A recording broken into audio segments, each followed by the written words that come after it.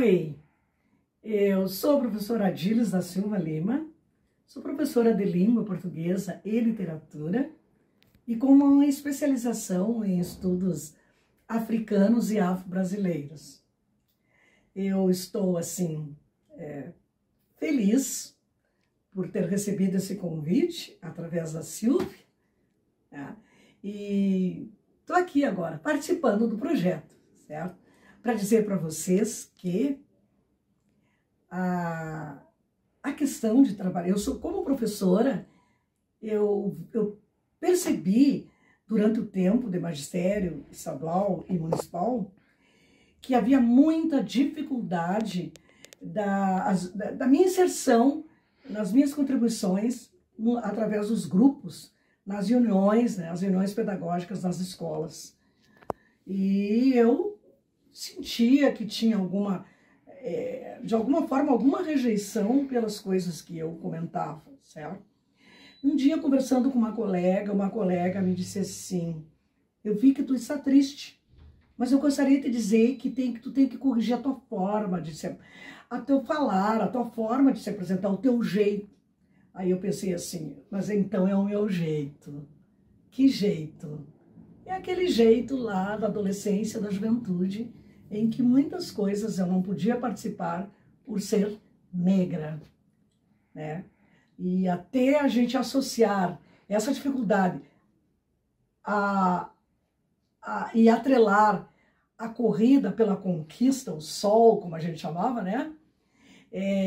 De se participar de lugares proeminentes, como foi meu caso no Colégio Julinho, Instituto de Educação em Porto Alegre, foi de uma dificuldade muito grande. Por quê? Por falta de empoderamento, por não saber conceituar, de não saber exatamente me colocar e saber ao certo de que raiz eu estava vindo. Afinal, eu não sou branca, mas toda a cultura adquirida é eurocêntrica, né? Eu não sou de terreiro, portanto não participo junto com os povos de matriz africana. Então, o que acontecia? Era uma confusão na cabeça, era uma confusão. Com a promulgação da Lei 10.639, em 9 de janeiro de 2003, eu senti que, como eu sou da fronteira, uma cidade como São Borja, que é uma cidade extremamente legalista, era, né? Período 2 presidentes da República, né, no Brasil e um no Uruguai, então uma cidade que a política emergia, né? Então ali eu comecei a entender que lei é lei, e que lei a gente cumpre. E que ela, no caso da Lei 10.639, ela não se cumpre apenas lá no dia, no dia da consciência negra, no dia da mulher negra, latino-caribenha, né? Não é no 13 de maio, como as pessoas ainda acham que é, né? Não é trabalhando histórias equivocadas, muitas vezes, né? Que se dizem histórias africanas ou afro-brasileiras, né? Então, eu tive que me empoderar e levar essa coisa séria, porque como professora de literatura, eu estava cansada de trabalhar autores que ou não interagiam com a cultura afro-brasileira, ou quando interagiam era de forma subliminar, sabe? De uma forma envergonhada, certo?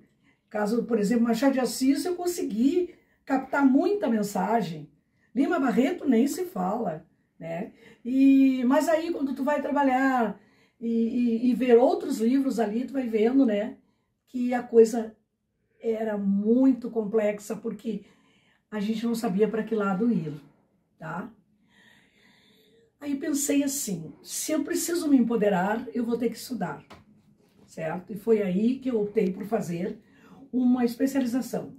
Nessa especialização, despertaram todos os valores civilizatórios que estavam dentro de mim e que eu não sabia, que estão dentro de vocês e que vocês também não sabem. Então eu gostaria de aproveitar essa maravilhosa oportunidade para mostrar para vocês que isso aqui tudo estava dentro de mim, certo? E dentro de vocês também. Só que isso aqui ficou mascarado, ficou escondido, ficou invisibilizado. E isso tem consequência, teve e tem consequências muito sérias para uma sociedade que se diz feliz com a diversidade, né? Como Gilberto Freire disse, né? Que o Brasil era um lugar em que a diversidade acontecia em paz e que as relações, né, eram maravilhosas, né? Sabe aquelas coisas assim da literatura, tá? A literatura, ela não tem aquela força de reproduzir a história do momento, mas ela traz a história. Ela traz a história. Eu amei ser professora de literatura, né? Porque ela traz a história nas entrelinhas. Mas como que eu vou ver isso aí, né? Como que eu vou interagir com isso aí, se eu não conheço? Então, quando eu comecei a interagir com isso aqui, foi um pulinho para eu me sentir ainda mais mexida, certo?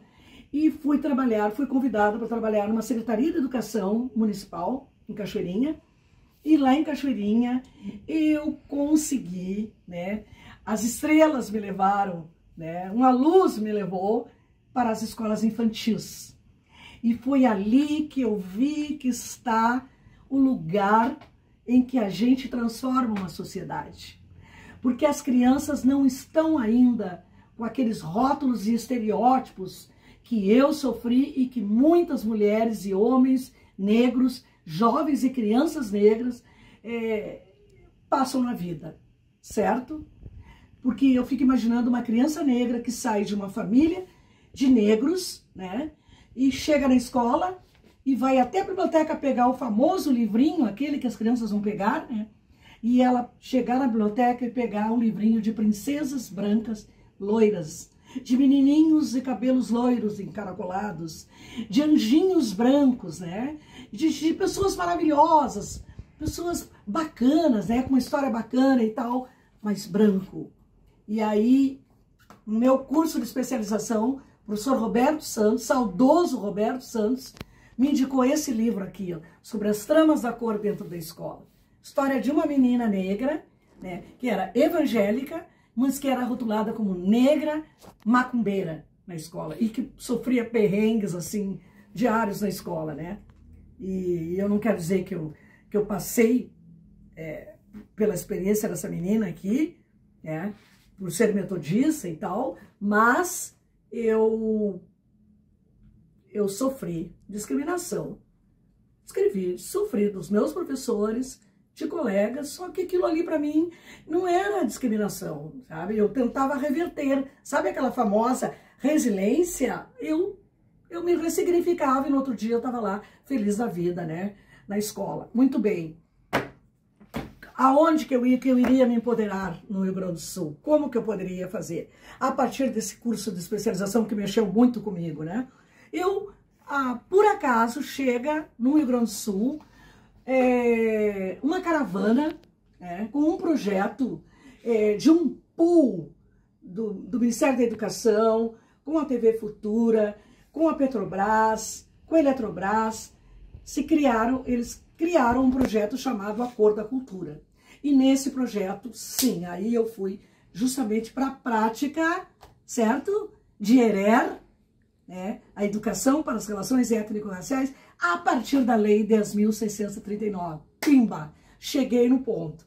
Fui convidada mais tarde para trabalhar nessa secretaria, fui até as escolas infantis e desenvolvemos valores civilizatórios através de conceitos. Então, todo o trabalho lúdico que se fazia com as crianças tinha um trabalho conceitual do professor, da professora que pesquisava e trabalhava. Então, a gente não trabalhava a boneca apenas pela boneca. A gente trabalhava a boneca pelas cores, pelo cabelo, pela textura do cabelo, né? A gente trabalhava a boneca pela cor da pele, né? A gente mexia com o cabelo, certo? E trabalhava, né? Ó, professora, esse azulzinho é bacana, mas as nossas bonecas africanas, elas para serem originais no trabalho e as crianças entenderem, elas precisam ter as cores do continente africano, que é um continente ensolarado,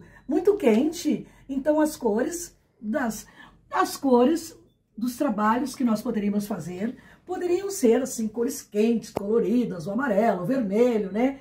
E os tons da terra, né? Porque a questão do valor, né? De se pisar na terra, né? E saber que do pó eu vim e do pó e para o pó a gente voltará. Isso não era só da Bíblia, já era um conceito que se desenvolvia, como muitos outros, da ciência, da medicina, das ciências em geral, né? Por quê? Porque no continente africano foi lá que tudo começou por ali, certo? Então eu gostaria de dizer para vocês que a partir do curso de especialização da cor da cultura e das leituras, né?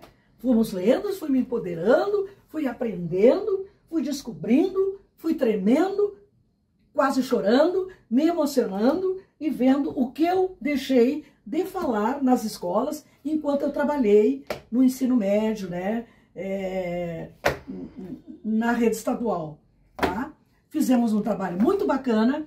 Esse trabalho mereceu uma belíssima exposição na Câmara de Vereadores da cidade de Cachoeirinha, e aqueles trabalhos chegavam, assim, aquelas caixas com o trabalho da ludicidade, né? E com o conceito colado do lado de fora da caixa para a gente saber que houve realmente um estudo, que a Biomi não é aquela história que a gente ouviu, né? Veio ali a verdadeira Biomi, construída, a boneca que ela é construída através de panos, né? Não se corta, não se cola, não se costura, né? E que foi a Lena, uma senhora que está viva ainda, está aí no Brasil, se não me engano ela é mineira, mas eu acho que ela não mora mais em Minas Gerais, eu não tenho certeza. A Lena foi que inventou, criou a boneca Biomi. Então nós estamos desconstruindo coisas assim, né? O porquê da circularidade do pandeiro, o porquê parará, e aí vamos...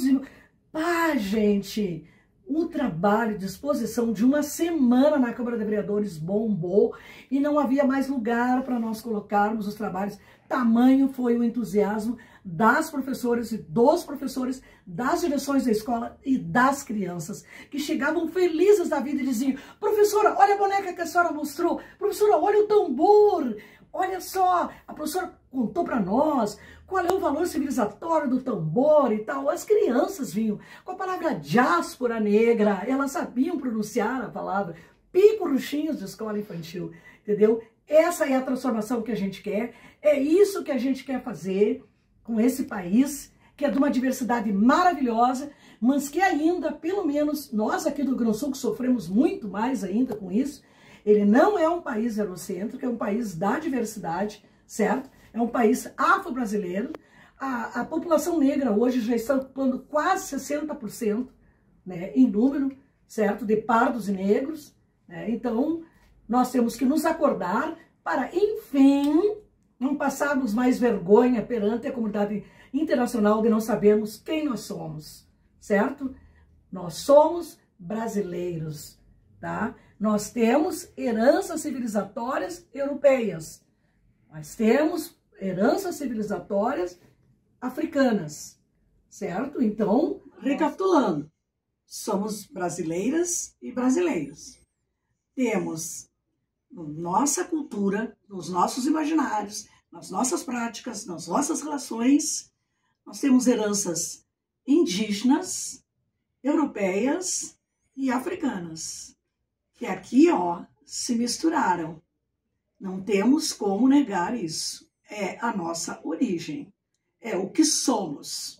Nós não podemos, de forma alguma, nós não temos essa permissão, nós temos esse compromisso com o futuro do país, pelo menos, de abandonar essa ideia lá de trás, que nos impregnaram de cultura europeia, né? Fazendo que, por exemplo, eu, como uma criança negra, me sentia, às vezes, envergonhada numa aula sobre escravidão, certo? 1, 2, 3 aulas sobre escravidão, e não se falava sobre a proeminência, por exemplo, do Egito, né? Que da onde saiu muitos saberes, né? Então, essas raízes, elas estão no povo negro, mas elas estão também por aí. Elas estão andando, certo? E elas estão dentro de nós, tá bom? Isso está sendo muito divulgado hoje em dia e não temos mais como negar, certo? O Brasil terá que se encontrar consigo mesmo, assim como nós temos que nos encontrarmos com as nossas raízes, certo? Um abraço para todos e um grande axé.